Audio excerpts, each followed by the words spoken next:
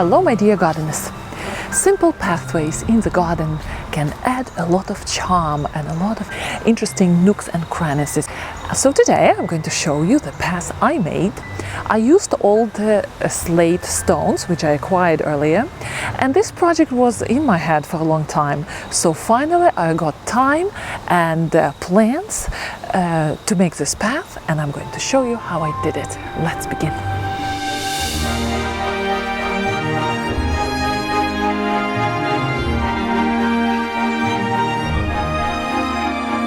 This is the northern part of my house between us and our neighbors, so there is a fairly short distance here, and this area was always bare since it's such a heavy shade here. And my kids loved to play with those stumps right there. They are kind of dilapidated right now, and since they're growing up, now this area doesn't need those stumps anymore, they're deteriorating. I had this idea to make a wonderful path where everybody can go, slow down to look at the details, since there would be a lot of different interesting plants planted between the stones and some wonderful things growing here and there. And then they will have the entrance into the garden again, marked with same plants growing on both sides. So the first thing what I had in mind, I wanted to dig a trench here, lay it with the sand, the usual way how the pathway from stones should be done if I'm laying dry stones in without any cement. But you know what? I ran into a problem.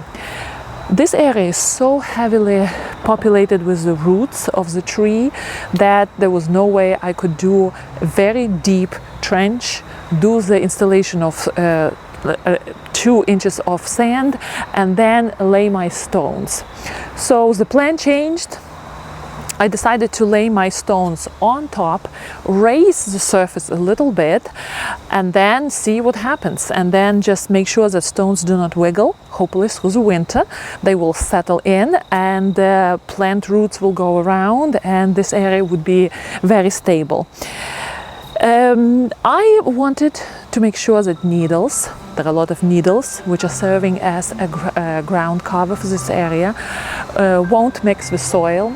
So I raked all those needles away, piled them up with the thought that I will put them back into a well-established area.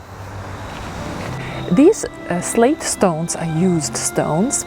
I do like old stones, and I do like natural looking stones. And as you can see, these stones are quite, they do have quite uneven edges, so it can be a challenge to put them together. But since I want my plants to grow between the slates and create this pathway where people will slow down to look down what's growing under their feet, I decided not to go with big square slates, which I acquired also. They would look a little bit not natural there. And all the slates which were broken with uneven edges, I decided to use them. And if the gaps between the stones are not ideal, I decided that's not going to be a big deal, since I want to plant all sorts of different creeping plants in between. I knew right from the very beginning that the paths should be nice and wide, since there is one case in my garden where I made the path very narrow, something like over 1 foot, and I can see that it's uncomfortable. You can't really turn around there when vegetables are in full growth height. You can't put your bucket there.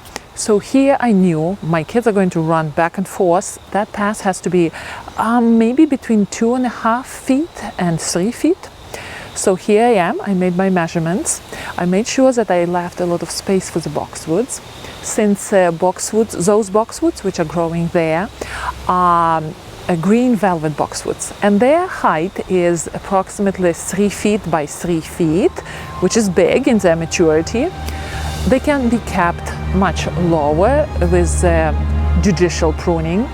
And since I like when plants overhang and you don't see the edge of the path, you just see path disappearing under the canopy of plants, I think eventually those boxwoods will grow strong and wide, and they will hide the ends of the pathway on one side.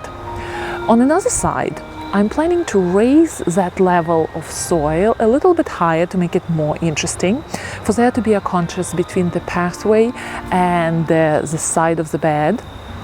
And the way I'm going to do it, I'm going to buy extra soil from the garden center. And I know how dangerous it is to put soil around the established trees, especially let the new soil pile up near the trunk. So that's a big no-no. So I'm not going to use a lot of soil. I'm not going to put it near the trunk of my tree. Probably 2 or 3 bags will do. And eventually, maybe eventually, I will raise it even a little bit higher. But no, not everything at once, because I don't want the roots of the tree to suffer.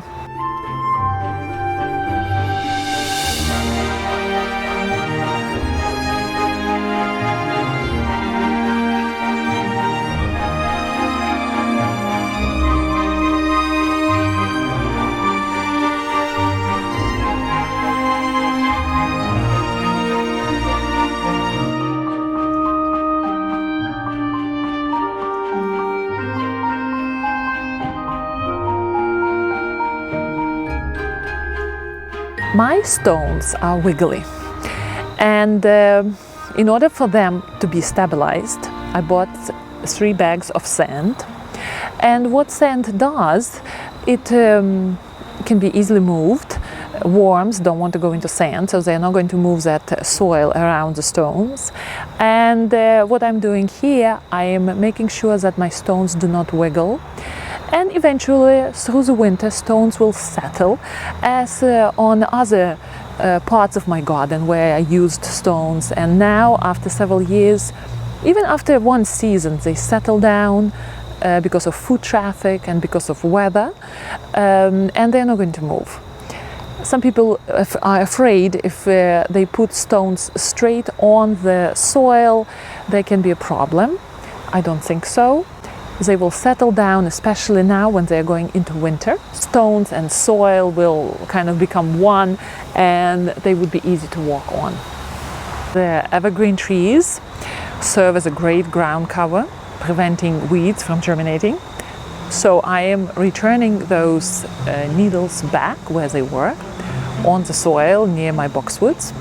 They're going to be a nice protection for the winter as well. During my last visit to the garden center, I found this wonderful ajuga type, burgundy glow, and it has a very silvery foliage. I really like it, since ajuga will grow in shady conditions, and it's a ferocious spreader, which is lovely, since it was 50% off late season. And it created, because it spent such a long time in the pot, it created a lot of shoots which are ready to root or already rooted. So each pot has probably 10 different plants. I can separate them and plant them between those slate stones. Ajuga spreads quickly, it's mat forming, and it's a great ground cover. And since this area in my garden is shady, that silvery foliage will bring color and light. 3 bags of soil will do the trick. I'm making sure that the hill is nice and flat. Several hostas will go in. Oh gosh, it is hard. It is hard to find a space between all the roots. Finally I found one of the pockets.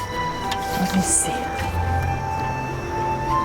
I think this bright one will go here. Hosta August Moon.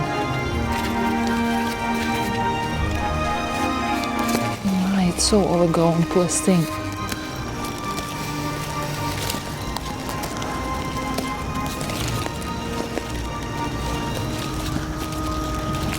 She's going to be so happy here.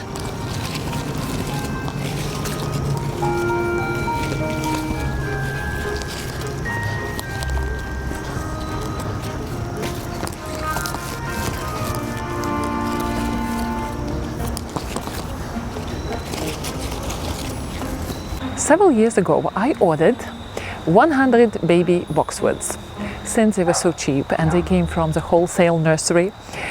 Some of them I used around my garden, and some I didn't have any use. So I decided to plant them for future projects, and they were growing. There were probably around 12-15 of them, extra ones, and they were growing in my side of my garden on the east side, quite a nice sheltered area. And now they're becoming bigger and they're maturing, and now is the time when I can use them.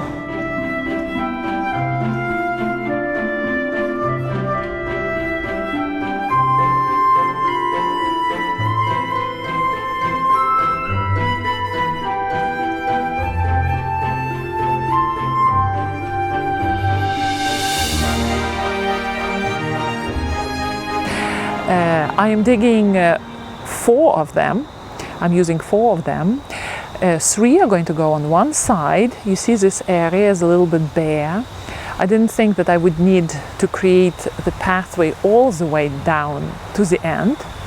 But since I want 2 same boxwoods in a circular shape to frame the entrance into the garden or exit from the pathway, I'm going to dig these 4 boxwoods and plant them to extend the hedge and to accentuate the entrance.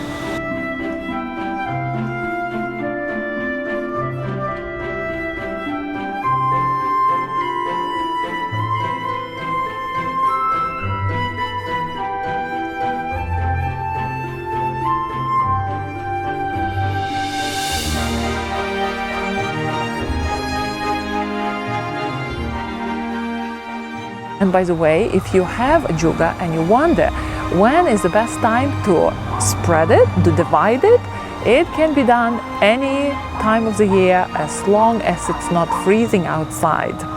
Wonderful plant a juga is, if it wouldn't spread so quickly.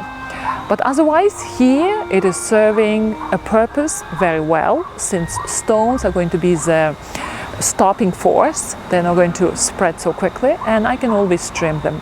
And by the way, if you're afraid that the juga will run ahead of you, a juga is easy to dig out and easy to control.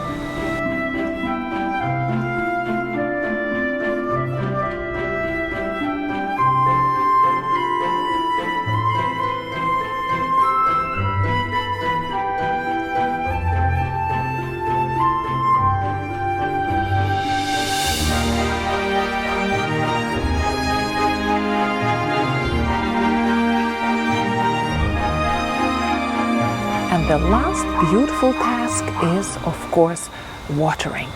I like watering plants. It's like giving a thirsty child, a drink. And I know that plants still have plenty of time to get acclimated to the new spot. Usually our October and November are fairly warmish. Soil is still warm, grass is still green all the way to middle of December, and plants will get established well, and then in spring they will have a nice fresh start.